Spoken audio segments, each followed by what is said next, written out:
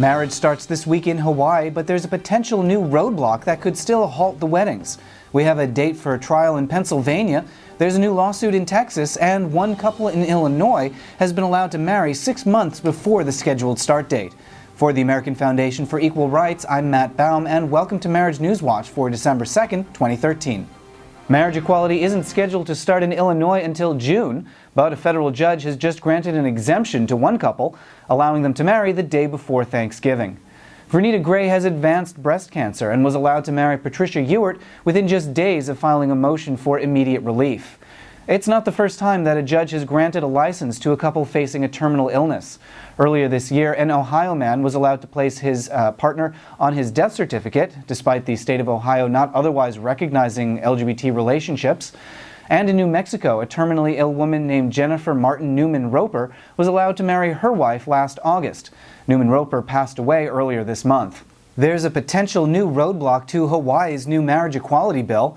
Weddings are slated to start this week, but State Representative Bob McDermott has filed a new lawsuit to challenge the law. Earlier this month, McDermott lost a bid for a restraining order to prevent the marriages from starting. Now he's pressing ahead with a new motion that would invalidate the marriage equality bill.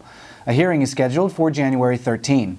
We have yet another pro-equality ruling this week from the Ninth Circuit Court of Appeals. A committee has ruled that the federal government must recognize an Oregon domestic partnership for the purposes of court employee benefits. This is a complicated ruling since it stems from a court employee grievance rather than a lawsuit. But ultimately, it's good news, confirming that the domestic partnership was treated as unequal to marriage, which, quote, constitutes a deprivation of due process and equal protection. We have a trial date for a lawsuit in Pennsylvania. Mark your calendars for June 9th. And there's a new lawsuit in Texas. Two couples have sued state officials over that state's constitutional marriage ban. AFER's federal case in Virginia is proceeding towards its next hearing. In the meantime, profiles on both plaintiff couples have appeared in the Richmond Times-Dispatch and the Washington Post. Visit afer.org to learn more about the couples and the case. And finally this week, a new study from the University of Michigan shows that men in states that allow marriage equality report lower levels of mental health issues.